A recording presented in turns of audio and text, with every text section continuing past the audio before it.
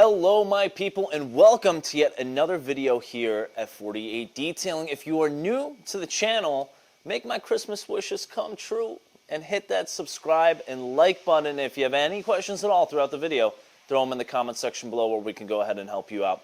But in today's video, we are going to be going over the magical test spot. My partner John is going to be walking the team through, giving a bit of a refresher to Francisco and Joanna, but mainly focusing on our new team member Ian, who just joined us earlier this week.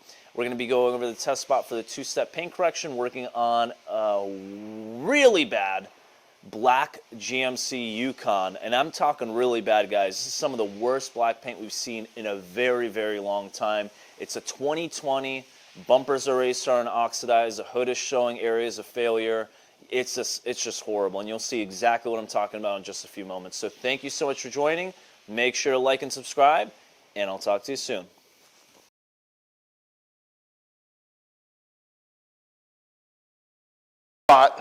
We want to see what is going to be the best pad to start with. See what's going to get rid of the most defects without causing too much micro marring. I'll see if I can show you some of that.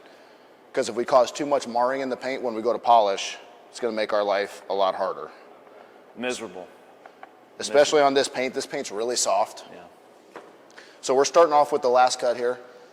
It can be like a heavy cut compound, or it can be a lighter, like a medium cut, depending on what kind of pad you use. We're using this blue pad right here, so it's going to be like in the medium range. Looking at this, I know it's not going to work, but I'm just going to show you for your benefit what it's going to look like. Like, this is some of the shittiest paint I've ever seen.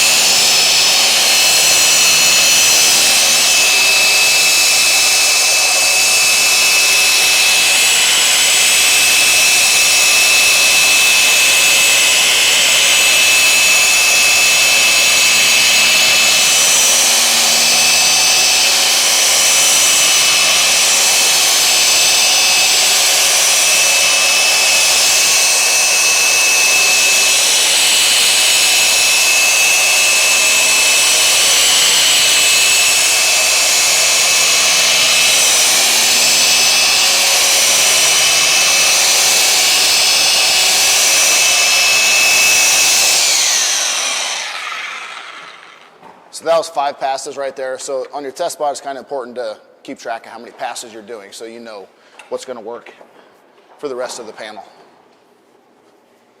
That's actually not too bad, but not too good either. Yeah, this is definitely a repainted panel. I wonder how much has been repainted. The texture is way worse over here.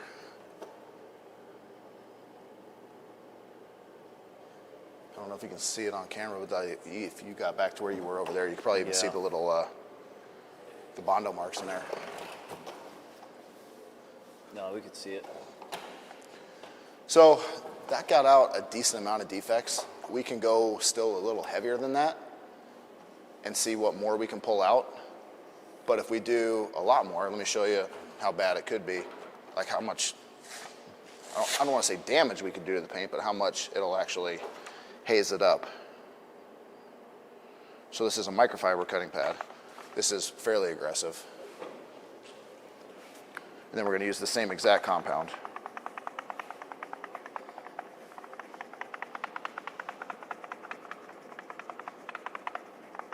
And I'll do the same 5 passes.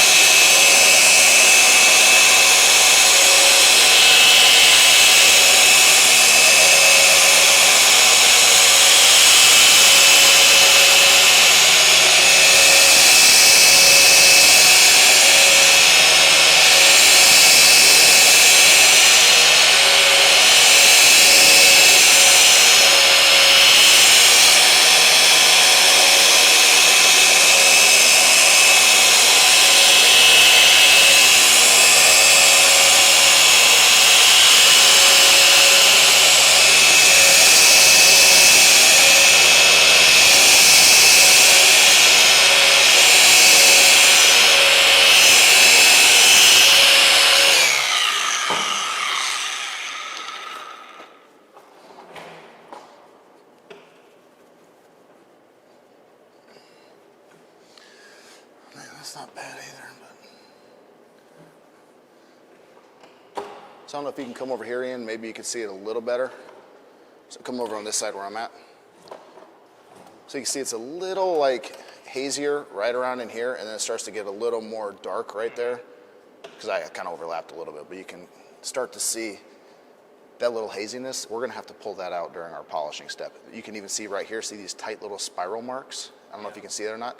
That's what we're doing with the microfiber pad. It's not necessarily a bad thing, but the less we have to deal with that when we're polishing, the better. I mean, you're gonna deal with some of it to a certain degree, but we're kind of going for a best case scenario pad here. What's gonna pull out the most defects and make it easiest for us to polish. So that's kind of like the idea of our test spot here, to find out what's gonna work. I would probably go with the microfiber pad in the last cut. I mean, because there's still a lot of other stuff here we could have pulled out with that microfiber pad. So that's what I would probably do for my first, gosh, you can see it really bad right in there. Like crappy body work. Yeah, you gotta see it with the light, but Yeah, I can see it. it's really bad. Yeah, I know. Yeesh. Right in there too, especially. So essentially, Ian, See what that? we're trying to do, and what we explain every time we go through correction, is find a balance to it. Yep. You know, we know what type of paint we're dealing with. It's really trash paint. You know, it's not going to last. So we're not looking for perfection. We want to keep as much clear coat as we can on this paint so it can last as long as it can, right? So that's what John's going through right now, is trying to find that perfect balance with that test spot where we remove just enough where it's satisfactory, but not too much where now we start diminishing the longevity of the actual paint. So You'll probably be able to see the haze a lot better once you do Yeah. a little panel wipe here. Let's do this. yeah.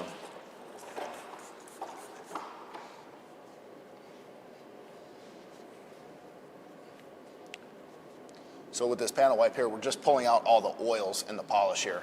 Yeah. So can you see that now? See how shit that looks Way now? worse. Yeah, way worse. And to everybody that says the last cut doesn't have oils and fillers and stuff in it, what do you say to that, people? It has to. I mean, Yeah, it just has I mean, to. It might have less than everything else, but it has Like, to. it's a completely different finish after you use an IPA wipe or a solvent. That's why we're just cutting with this, and we're gonna finish with the NSP line. That's the whole goal. You know what I'm saying? Because this does cut a little bit better and finishes slightly better than 150 on this paint specifically, but we're gonna finish with 4.5 or 9.5 after we're done with this. So that's our test spot. I mean, I know we can pull that out with polish, no problem, so I don't even need to do a test spot. I know exactly what polish we're gonna use, exactly what pad I'm probably gonna use, just having done a bunch of these GM vehicles before. But that's the purpose of our test spot. Got any questions with that?